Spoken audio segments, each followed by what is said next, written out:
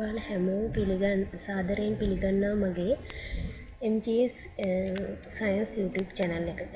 අපි අද කතා කරන්නේ යන්නේ කොහොමද ගේමක් නැතුව මාස 3න් O level විද්‍යාවට A එකක් B එකක් ගන්න කියලා. ඔයා තාමත් පරක්කු නැහැ. ඔයාට අද ඉඳලා වැඩ කරන්න පුළුවන් නම් ඔයාට ලේසියෙන්ම A එකක් B එකක් විද්‍යාවට ගන්න පුළුවන්.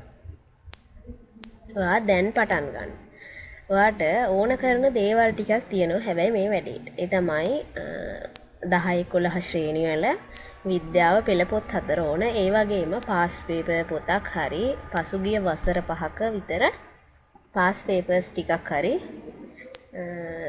හොයාගන්න ඕන. එතකොට අපි මුලින් බලමු කොහොමද අපි මේ වැඩේ පටන් ගන්න කියලා.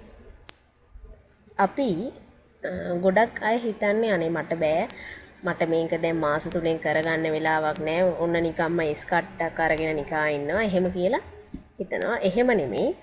අපි S එකකට නෙමෙයි වැඩ කරන්න ඕන. අපි A එකකට B එකකට වැඩ කරන්න ඕන. මාස 3කින් මේ වැඩේ අපිට හොඳටම කරගන්න පුළුවන්. මාස 3කින් කොහොමද ඒක කරන්නේ? ඔයාට බැරි දේවල් ඇති. බැරි දේවල් ගැන හිතන්න එපා. පුළුවන් දේවල් වලින් කොහොමද ගේමක් ගහන්න කියලා තමයි මම දැන් කියලා දෙන්නේ. අපේ 10 11 ශ්‍රේණි වල විෂය නිර්දේශයේ විද්‍යා විෂය නිර්දේශයේ ජීව විද්‍යාව, රසායන විද්‍යාව, භෞතික විද්‍යාව කියන කොටස් තුනෙන්ම පාඩම් අන්තර්ගත වෙලා තියෙනවා. එතකොට මේ පාඩම් වලින් කොහොමද අපි මේ වැඩේ කරන්න කියලා තමයි දැන් කියන්නේ. එතකොට ඔයා 10 ශ්‍රේණිය වගේම 11 ශ්‍රේණිය පෙළ පොත් ටික අරන් බලන්න. ඒකේ පටන වලට ගියාට පස්සේ අපිට ජීව විද්‍යා පාඩම් ටික අපි ඉස්සෙල්ලම ફોකස් කරමු. එතකොට ජීව විද්‍යා පාඩම් ටික බැලුවට පස්සේ මුලින්ම තියෙනවා ජීවයේ රසායනික පදනම කියන පාඩම. මම දැන් ජීව විද්‍යා පාඩම් ටික කියාගෙන යනවා.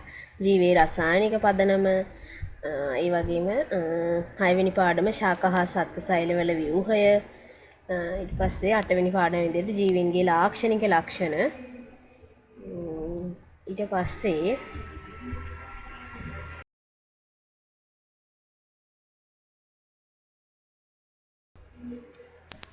දහය ශ්‍රේණිය දෙවනි කොටස පොතේ තියෙනවා තවත් ජීව විද්‍යා පාඩම් ටික. ඒ ටිකත් අපි බලමු. පළවෙනියට තියෙන ජෛව ලෝකය. ඔයාලට පාස් පේපර් අරන් බැලුවොත් මේ ජෛව ලෝකයේ පාඩමේ ප්‍රශ්න ගොඩක් අහලා තියෙනවා පාස් පේපර්ස් වල. ඒ වගේම ජීවයේ අඛණ්ඩතාව පාඩම. ඊට පස්සේ ප්‍රවේණීය ජීව විද්‍යා පාඩම් වලින් ප්‍රවේණීය පාඩම ටිකක් අමාරුයි. හැබැයි කරගන්න බැරි කමක් නැහැ. එතකොට 10 ශ්‍රේණියට ඒ ටික තමයි ජීව විද්‍යා පාඩම් විදියට තියෙන්නේ. ඊට පස්සේ අපි 11 ශ්‍රේණිය ගත්තොත් 11 ශ්‍රේණිය පාඩම් වල තියෙන ජීවී පටක ප්‍රභා සංශ්ලේෂණය වගේ පාඩම් වලින් ගොඩක් ප්‍රශ්න අහලා තියෙනවා පාස් පේපර්ස් වල. ඔයාලට ලකුණු එකතු කරගන්න පුළුවන්. අපි ලකුණෙන් ලකුණ එකතු කරන්න ඕන. පස්සේ මානව දේහ ක්‍රියාවලි. ඒ පළවෙනි කොටසේ තියෙන ජීව විද්‍යා පාඩම් ටික. පස්සේ දෙවෙනි කොටස ගත්තොත් බලන්න දෙවෙනි කොටසේ ජීව විද්‍යා පාඩම් ටිකක් දැක ගන්න පුළුවන්.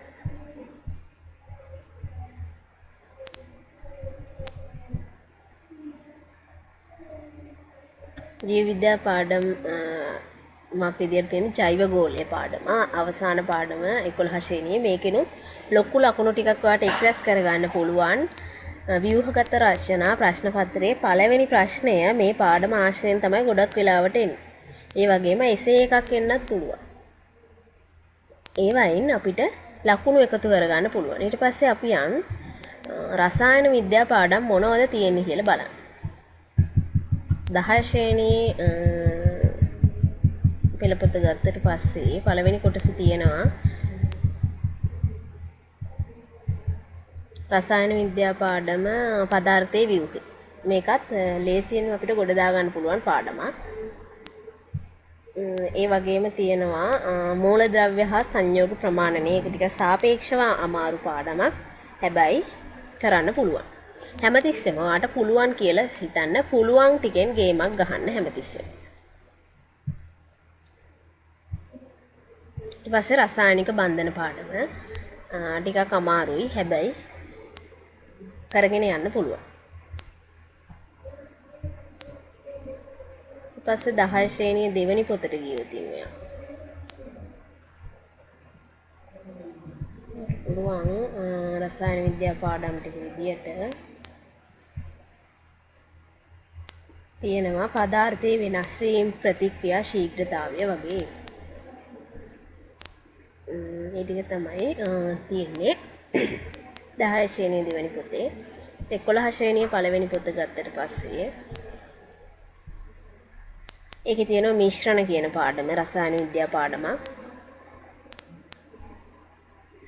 අම්ල භෂ්ම හා ලවණ රසායනික ප්‍රතික්‍රියා හා ආයාශිත තාප විපර්යාස. ඊට පස්සේ 11 ශ්‍රේණිය දෙවෙනි කොටසට ගියොත් ඉන්නවාට රසායන විද්‍යා පාඩම් ටික බලන්න පුළුවන්.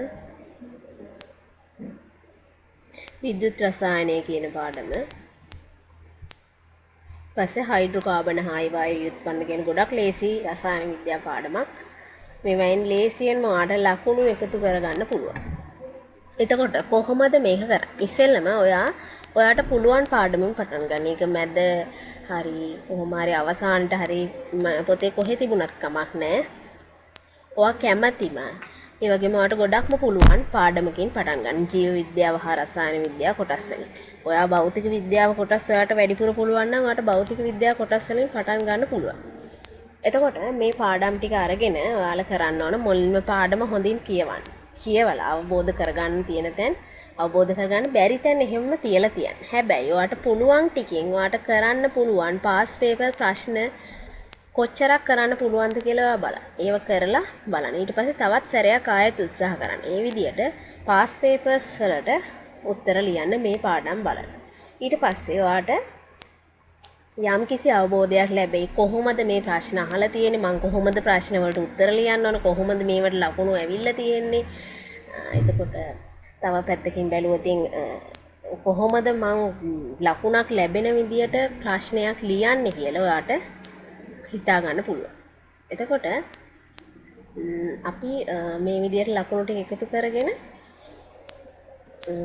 යන්න පුළුවන්. ඊට පස්සේ අපිට තව අවශ්‍ය නම් සමහර තියෙන භෞතික විද්‍යා පාඩම් ලේසියෙන්ම ගොඩ දාන්න පුළුවන් නේ. අන්න ඒ වගේ වයින්වත් ලකුණු එකතු කරගන්න බලන්න ඕන.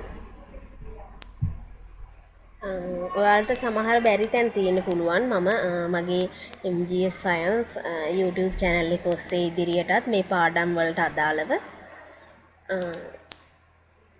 වීඩියෝ මාලාවක් ගෙන එනවා. මේ පාඩම් එක පාඩම් විස්තර කරලා ඒවායේ අමාරු කොටස් සම්බන්ධව. එතකොට ඔයාලට තියෙන්නේ ඒවට අදාළ පාස් පේපර්ස් නෝට් කරලා ඔයාලගේ දැනුම තීව්‍ර කරගන්න එක. එතකොට මේ විදියට ඔයා අදම පටන් ගන්න. දවසට පැයක් හෝ දෙකක් ඔයාට වෙන් කරන්න පුළුවන් නම් ඔයාට A එක B එක ටාගට් එකකට විද්‍යා විෂය සඳහා යන්න පුළුවන්. ඔයා දැන් වැඩ කරලා නැහැ. අනේ මට දැන් වෙලාව නැහැ. මාස 3කින් මම කොහොමද කරන්නේ? ඒ දේවල් හිත ඉන්න එපා. දැන්ම පටන් ගන්න. අදම පටන් ගන්න. ඔයා අදම වෙලාවක් වෙන් කරගන්න. මේ වැඩ ටික කරන්න. ඔයාට ඒකක් B එකක් නිසකයෙන්ම ගන්න පුළුවන්. ඔයා වැඩ කරන ප්‍රමාණය වගේම ඔයාට පුළුවන් ප්‍රමාණයත් ඔයා වැඩ කරන ප්‍රමාණයත් වැඩි කරගන්න උත්සාහ කරොත් ඔයාට අනිවාර්යෙන් ඔයාගේ ටාගට් එකට යන්න පුළුවන්. ඒක නිසා good luck හැමෝටම. මම ඉස්සරහට මගේ YouTube නාලිකාවේ ඉදිරියටත් වීඩියෝ පාඩම් වලින් ඔබව හමු වෙනවා. ස්තුතියි.